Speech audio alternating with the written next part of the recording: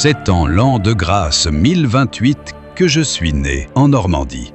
Je me nomme Guillaume et suis le fils illégitime de Robert le Magnifique, duc de Normandie, et d'Herléva, fille d'un tanneur de Falaise. Voici mon histoire. Au début du XIe siècle, la Normandie est un laboratoire de pouvoir et de violence. Mais une femme rayonnante de beauté fera chavirer l'âme du seigneur de Falaise. Bien que fille du peuple d'en bas, elle aura les faveurs du duc Robert, qui sincèrement tombera amoureux de cette jeune femme.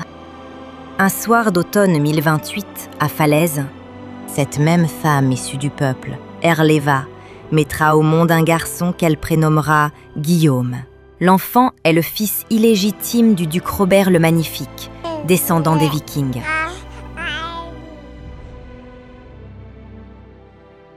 Sa venue au monde, hors des murs du château, suffit à alimenter les ragots. Pourtant, dans son sang bouillonne l'ambition des grands navigateurs nordiques.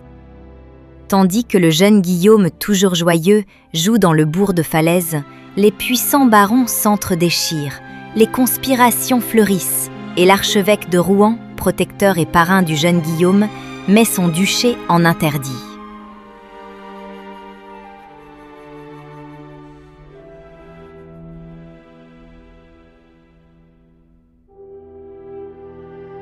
Dès l'enfance, Guillaume apprendra à survivre dans un monde où la loyauté s'achète et se trahit. 1035. La Normandie s'enfonce dans la tourmente. Robert, duc de Normandie, ne reviendra jamais de son pèlerinage à Jérusalem.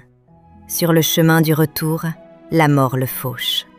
Guillaume est consterné.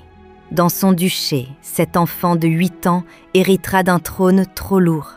Avant son départ, Robert avait réuni ses seigneurs, leur arrachant un serment de fidélité envers son fils. Mais les serments, en ces terres tourmentées, s'effritent vite. Dans l'ombre des châteaux, les couteaux se dégainent, les ambitions s'aiguisent. L'enfant duc devient une proie.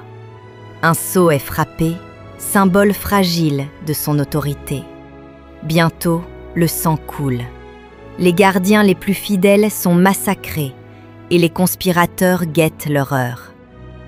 Alors, pour sauver l'enfant, on l'arrache à ses murs seigneuriaux. Guillaume est caché parmi les paysans de la famille de sa mère, dissimulé dans l'anonymat des chaumières, toujours traqué, toujours menacé. Les années qui suivent sont une décennie de chaos. Mais dans cette fournaise, Guillaume se trempe comme l'acier qu'il forge lui-même.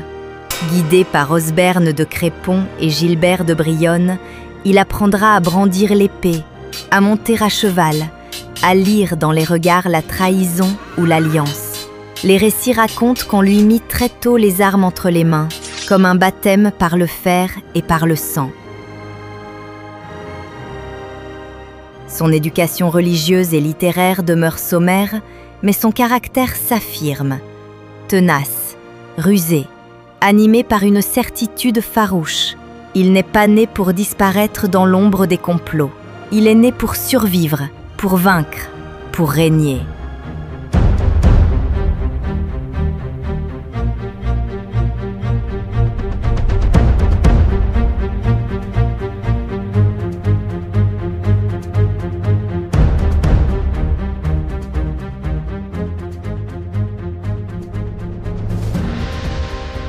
À l'âge adulte, Guillaume met fin au trouble.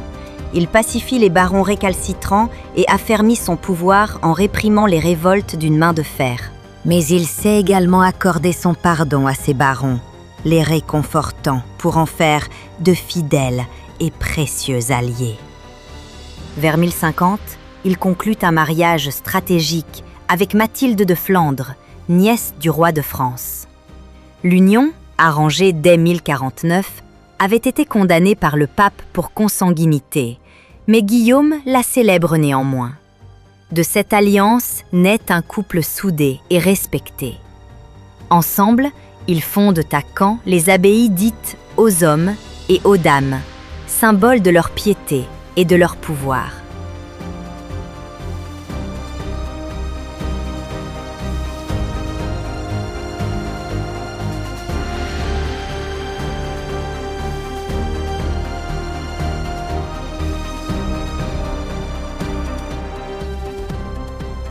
L'année 1066 change tout. En janvier, le roi d'Angleterre, Édouard le Confesseur, meurt sans héritier, déclenchant une crise de succession. Guillaume affirme qu'Édouard lui a promis la couronne et que Harold Godwinson, chef saxon, lui a juré fidélité. Mais Harold se fait couronner roi. Furieux, Guillaume rassemble ses troupes, sollicite la bénédiction du pape et construit une flotte. En septembre 1066, il traverse la Manche et débarque dans le Sussex, domaine personnel d'Harold. Ce choix est une provocation calculée.